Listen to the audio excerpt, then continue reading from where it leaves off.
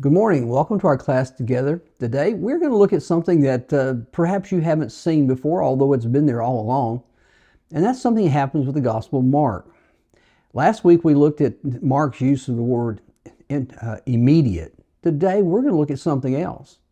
And that's a secret that seems to be wanting to be kept. So let's dig in today. If you were to introduce someone, how would you determine who they are? You shake hands with them, you talk to them for a moment, you exchange pleasantries, and you learn a little bit about them, but how do you know who they really are? How do you know what their character is? How do you know what their identity really is? There are a lot of people who hide their identity. It happens every day. You know how? In marriage. Think about this in marriage. When someone is looking to get married, they do a couple of things. Number one, they have what some have called the mating dance of the Watusi bird. They put all their beautiful plumage on and show it off. They are in their best behavior. They are the most mannered person. They hold a seat for their wife. They open the door for her wife. The wife will cook a home-cooked meal. The potential wife will cook a home-cooked meal. Everybody will be pleasant and happy and wonderful. It looks good. This is who this person is. And then comes the marriage ceremony. And as time goes by, you begin to find out who they really are. You begin to find out that this very mannered person is a slob. And that's not who they look like at all. They tend to just do nothing, and you thought they were going to be industrious. You thought they were going to climb the corporate ladder, but yet they really have no more aspirations than sit on the couch and do video games. And you wonder, what did I do for all of this? We had a neighbor one time that I remember that she came across the street and said to us, he said, well, we're going to get divorced. And, it kind of shocked us. And she was not the biggest prize in the world either. But she said, one day I looked at him and I said, ooh. And I thought to myself, I bet he said the same thing, that the person I married is not the person you were. That's the problem. How do you know what a person is? Who do you know that they are? Deep down inside, how would you explain it? How would you describe that? Because identity is not what you always think it is. We see externals and we describe externals. We describe what our experience has been, but is that really the idea? When I was a boy, there was a television show on. There were fairly few television shows in the late 50s and early 60s, but there was this show on. It was usually a daytime game show. That's when they usually put game shows on. And the game show was called I've Got a Secret. Now you may, if you're old enough, you may remember that show. It was hosted by Gary Moore, who ended up bringing to the world's attention a young comic named Carol Burnett. The premise of the show was that they would bring on a guest who was not known for fame, but they had a secret.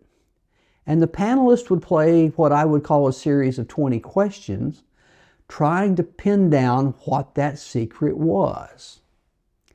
Now, through the course of that show of about a decade or better, it was interesting all the people that had the secret that you didn't know about at the time.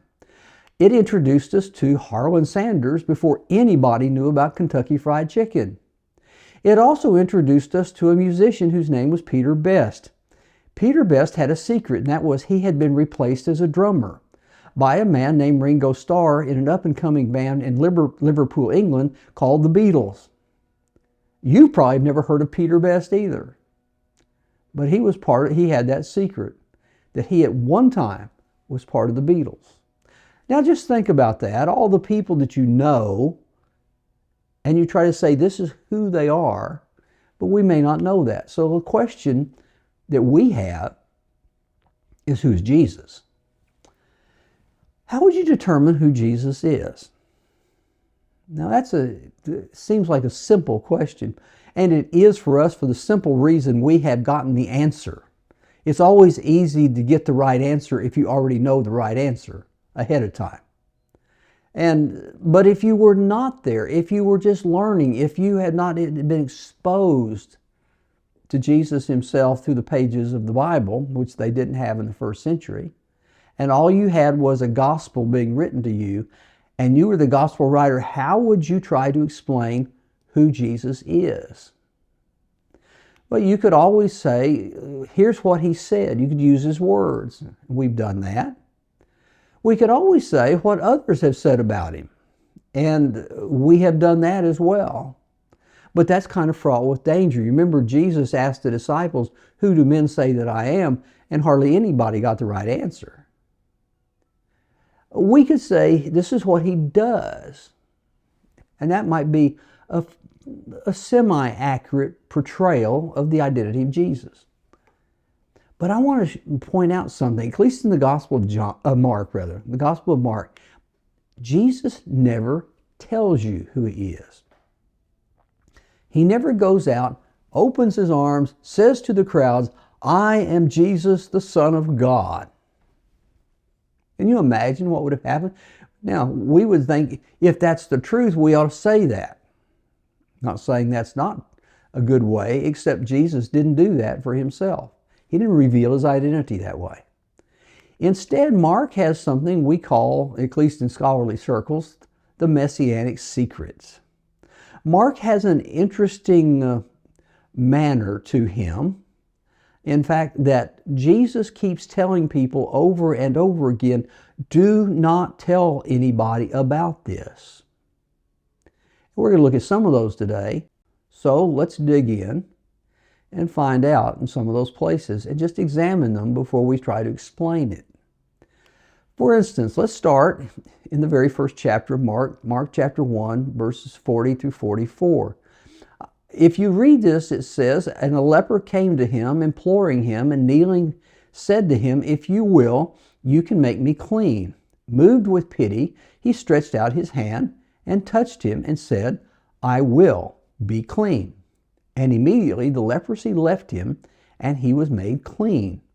And Jesus sternly charged him and sent him away at once and said to him, see that you say nothing to anyone, but go show yourself to the priest and offer for your cleansing what Moses has commanded for a proof to them.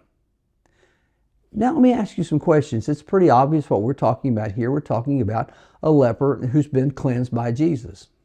Now let me ask you though, if that had happened to you, what's the first thing you want to do? You want to go tell everybody. And even if you didn't go tell everybody, can you imagine the people, if you went home after having this social disease, in a sense, that kept you away from everybody, that was uncurable, and suddenly you were made clean. Suddenly you were made clean. It didn't just go away. You were cleansed right then. Suddenly you were made clean. And you go home and they go, what happened? What are you going to say? Oh, nothing. Really? Nothing? Well, who did this? Well, I can't tell you. You can't tell me. Why not? Well, I was told not to. Well, why can't you tell? You understand what the dilemma is here? Especially for this man. But let's go on to another one. In Mark chapter 3, we come to this passage in verse 11. And whenever the unclean spirits saw him, they fell down before him and cried, you are the Son of God. And he strictly ordered them not to make him known. Now what's fascinating about this is, why does Jesus say, don't tell anybody? Hush. I'm not going to let you tell people who I am. Now, just think about it from this dimension. What would have been stronger than to say even the evil spirits recognize the lordship of Jesus? Even the evil spirits are subject to him. Would not that not be a powerful thing to say? A powerful thing to be known? And I guess you could say, well, He didn't want the evil testifying about him. And yet, evil testifies about him all the time. He conquers it. And so there's this question about, why does he not want to be made known to people right now?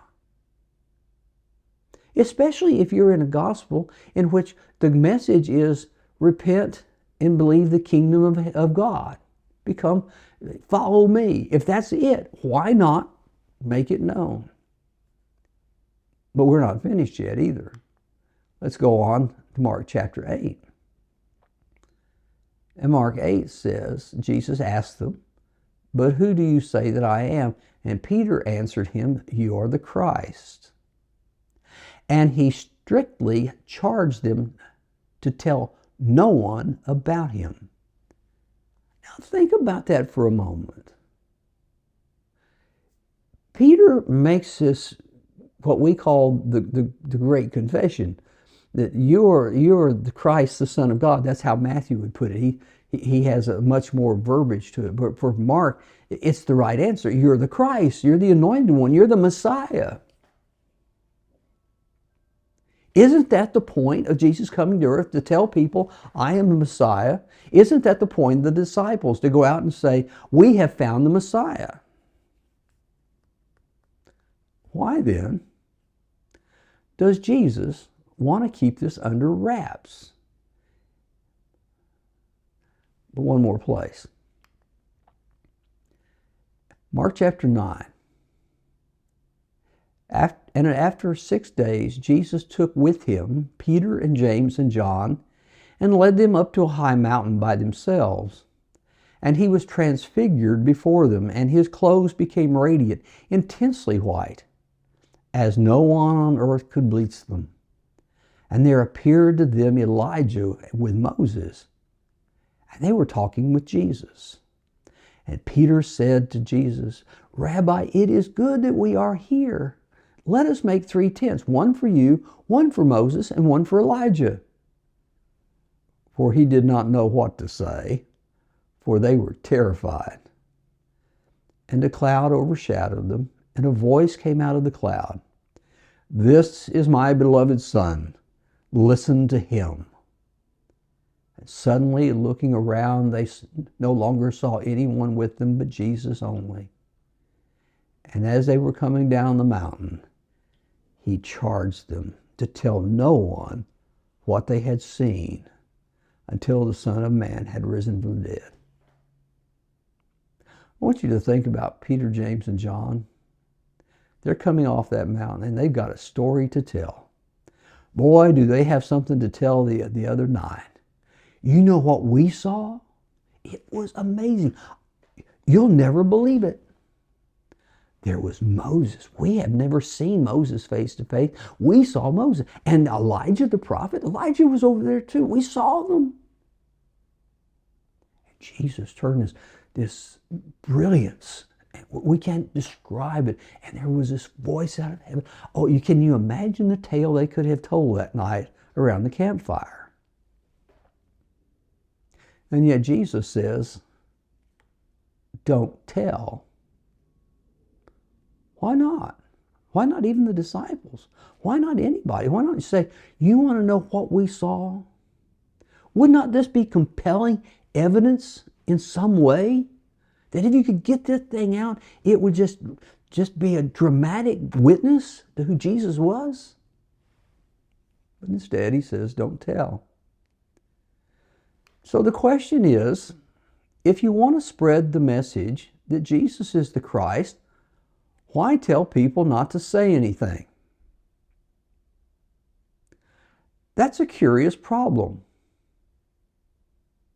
It looks like the best way to convey a message is to tell everybody. Isn't that what we're told by advertisers? Now go out and tell your friends of your good experience. Almost every product I've ever bought that's of any magnitude, such as cars or home improvements, they always will say, now be sure if you have any friends who are looking to do the same thing, you'll tell them about us. That's modern marketing, isn't it? And when we have good news, don't we want to go out and say, let me tell you my news?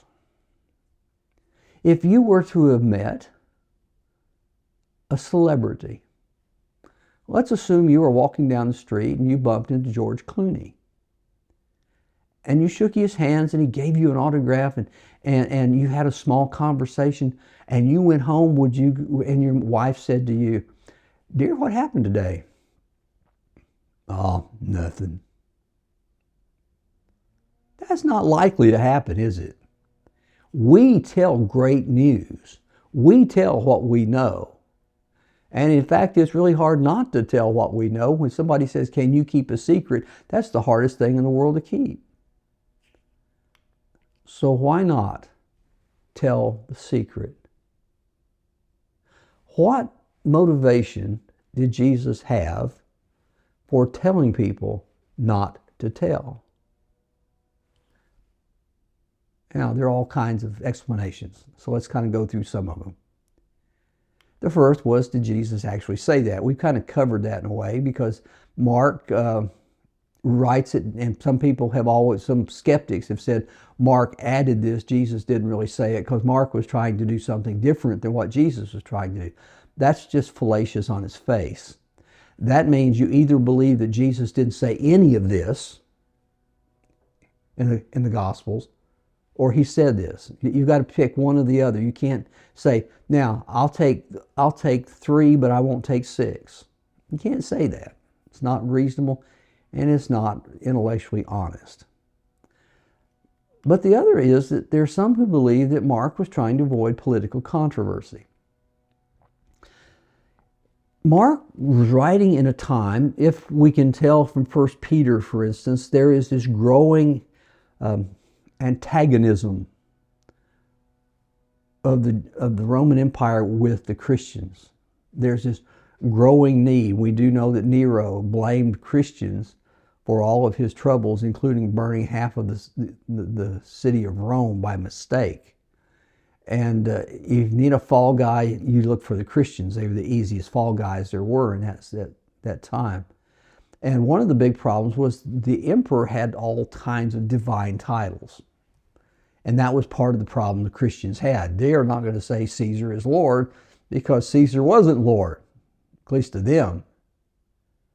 They would say Jesus is Lord, and that would get them all kinds of trouble because only Caesar could be Lord according to the Romans. And so the theory goes that Mark, to keep using the term Son of God, which was another appellation that Nero and other emperors had taken on them for themselves, that he avoided saying that so that he didn't stir up hostility against the Christians. Now, 2 problems with that. Number one, he doesn't mind using the phrase Son of God, Messiah, Anointed One, or Lord. He doesn't mind using any of those terms in this gospel. We've read some of them already this morning. But the other is the antagonism was already there. He wasn't stirring it up. It was already there. So to say that Mark was sidestepping an issue of political antagonism and controversy would be to read into something that is, it's nicer to think about. It solves the problem too easily. As the prophets would say, you have healed my people's wounds too easily. And that's what they're doing here. Now, the next is, Jesus is trying to avoid celebrity status. That if you made this thing known, there would just be throngs of people coming to him and they just want to huddle around him, and he would never have any time. He would never be able to do anything. It was just going to be this mass riot going to him. Well, first of all, is that not what Jesus wanted? Followers. And would the easiest way to get followers to say, "Let me tell you about the man I'm following." And, as most in Hollywood would say, any publicity is good publicity, even bad publicity. It keeps the attention on you. But if that was really Jesus's reasons, it didn't work. Not at all. In fact, it was a colossal failure if that was it. Just think about it. He had to get in boats to push away from the shore to get any rest. When he got to the shore, the people had run around and they had found him already. And there's this crowd of 5,000 people who haven't eaten probably in days, and now they're insisting they be fed.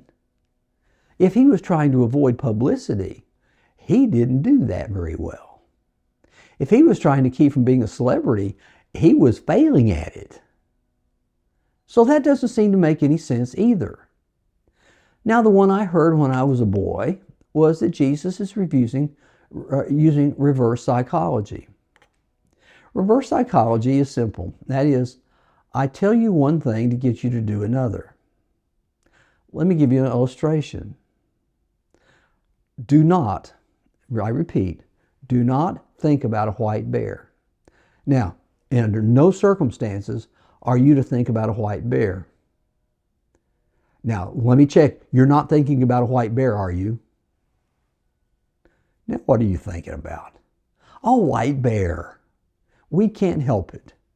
Whatever gets planted in our minds there, and it doesn't go away. It's kind of like the picture on the screen. If you have a button that says do not press, the first thing that's going to happen, they're going to press it. And you can say don't do it all day long, but that makes it more enticing.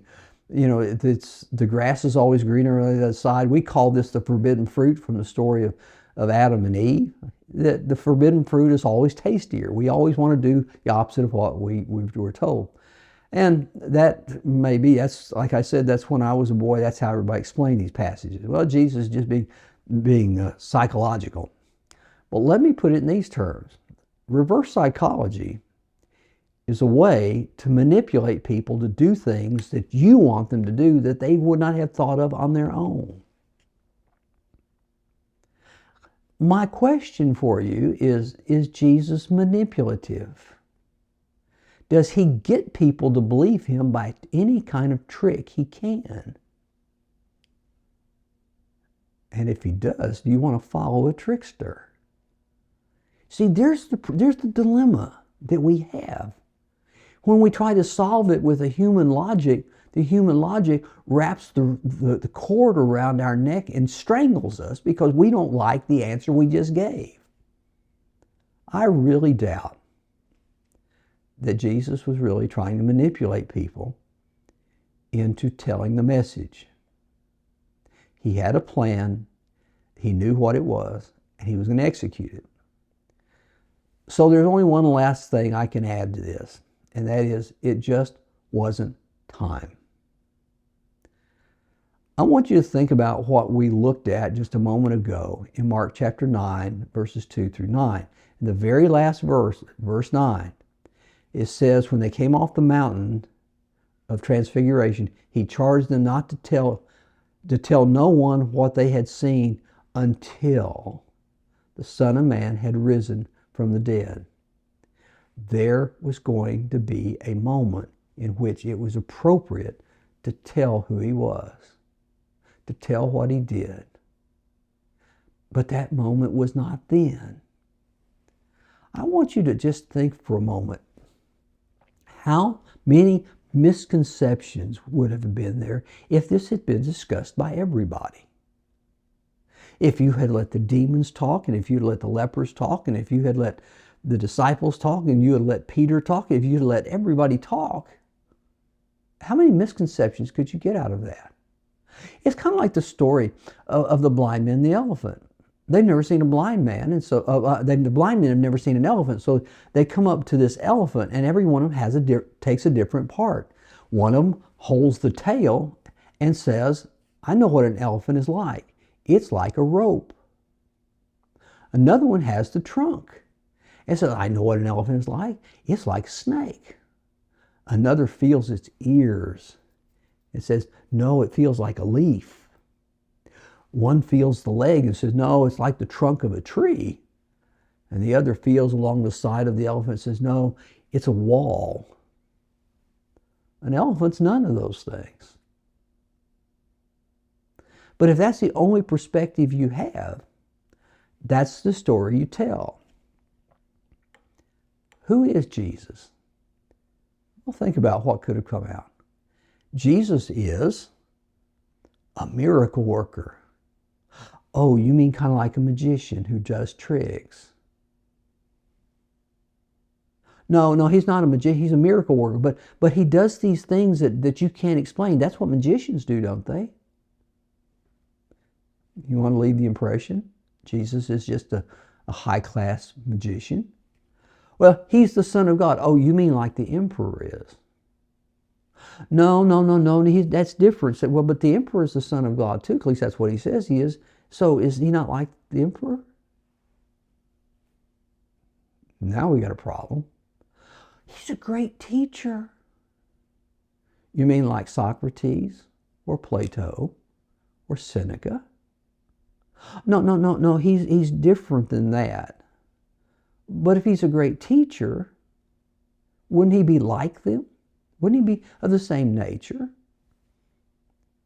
And now we have been left with insufficient and hollow attempts to really get the message out that Jesus is the one and only Son of God, come to die for man's sin and go back into heaven. We've created more confusion, not less. So let me take you where I think this can be solved. And that's in Mark chapter 4. Mark 4 is a chapter in which Jesus, in fact, in Mark is one of the few that Jesus uses the whole chapter almost to teach. Not to act, but to teach. He's not doing miracles there, except for one place at the end we're going to look at. He's not going from synagogue to synagogue. He's sitting there with the disciples teaching. And one of the things he does is he tells stories. He tells parables. He tells the parable of the sower. And many others in this chapter. And one of the things that Mark tells us in Mark chapter 4, beginning verse 33, is, with many such parables, he spoke the word to them, meaning the disciples, as they were able to hear it, as they were able to hear it. Jesus knew they couldn't gather it all. He wasn't going to give them a drink out of the fire hydrant. He did not speak to them without a parable, but privately to his own disciples, he explained everything. When he spoke to crowds, he spoke in parables. When he spoke to disciples, he's trying to explain the intricacies of the kingdom of heaven and what that's all about. No one else understands. They can't grasp it. So he's getting 12 men to. Let's go on in Mark chapter 4.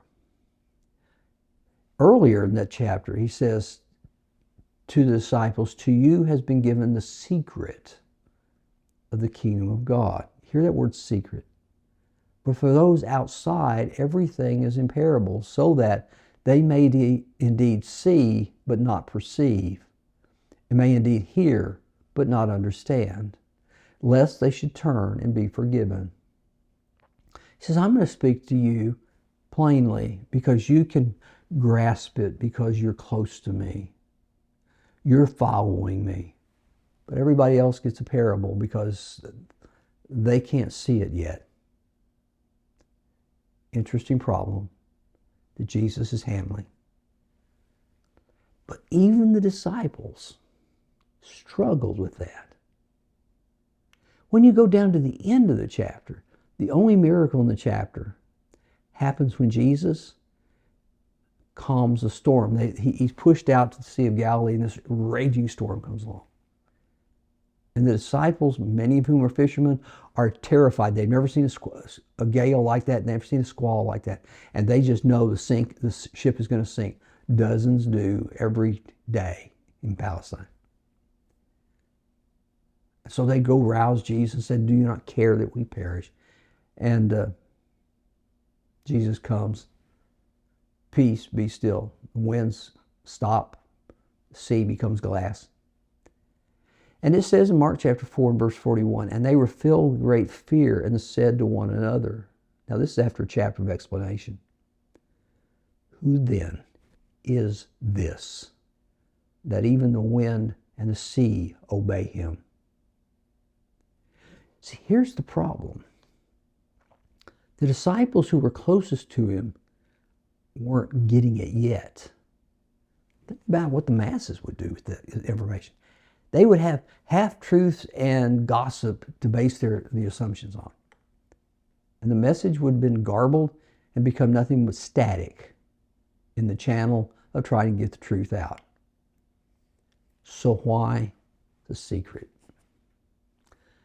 Well, if we try to pull these things together in kind of a better form so we kind of understand them.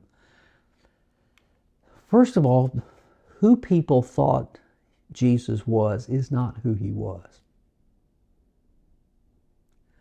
One of the great problems of our time and their time is to take various pieces of the life of Jesus and weave those into a narrative that makes him come out the way we want him to come out.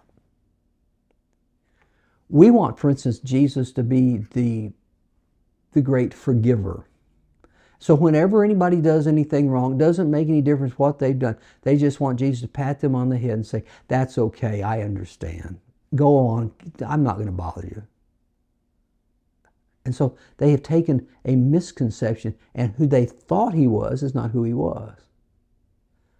One of the great big popular theories today, the big belief about Jesus, is that he was a great moral teacher. I'm not saying he wasn't, but that's not who he was. But you see, if you weave the narrative based upon what your assumption is and what your impression is, that's what you get. But that's not who he is. You have this fuzzy picture of who Jesus is.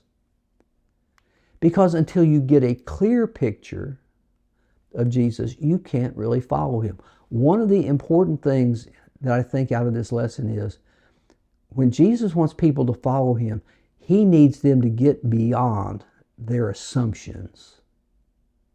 He teaches the disciples and gets them to a deeper level, so when they use that term, Son of God, it means something different than what everybody else meant. When they get to the other side of the cross, when they get to the resurrection, when they say he's the Son of God, it means something different than what it does before. The picture becomes clear when time goes by. And Mark doesn't want to resolve this in the gospel, and he lets us know how Jesus was teaching. He doesn't want to resolve this dilemma until the right moment. And that's what Jesus does. Let me ask you this as well. What kind of learning do you like? Do you like it when someone tells you the right answer, or do you like it when you get the right answer? You know, for instance, you can really have a problem with some people. If you start talking about, I just started reading this John Grisham novel, they can say, I read that last week, here's how it turned out. No, that's absolutely correct. This spoils the fun of it. It destroys something of why you're doing what you're doing. I think one thing that may be in the back of the mind of Mark, and I think it's true about anybody who's very effective communicating who Jesus is and what he wants, is what you discover for yourself is more important than what someone tells you. See, one of the big problems in Christianity today has been we have trained people to be tellers. Here's the right answer, you need to believe that. Rather than someone who says, let's look at this and this and this and this, and what do you think it says? Let me tell you, that last one hooks. The first one bores. Jesus never goes in to tell them who he is. He does want you to discover who he is. Because once you discover it, it's your faith, not somebody else's. So what do we make out of all of this? This secret, this hush that goes through Jesus. What are we to make of it even about ourselves? See, sometimes we're not in the same situation that Mark was in. Everybody knows the end of the story. We're on the other side of the cross. We can tell the story.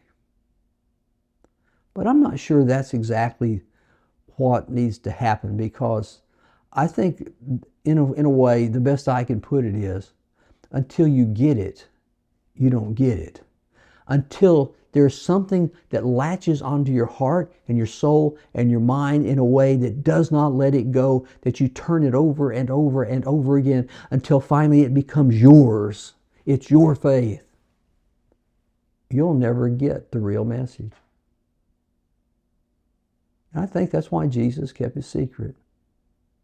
Not so we wouldn't know, but so we would have certain faith in the end.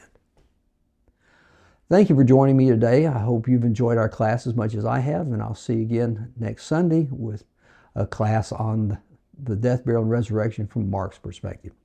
So thanks for joining. See you next week.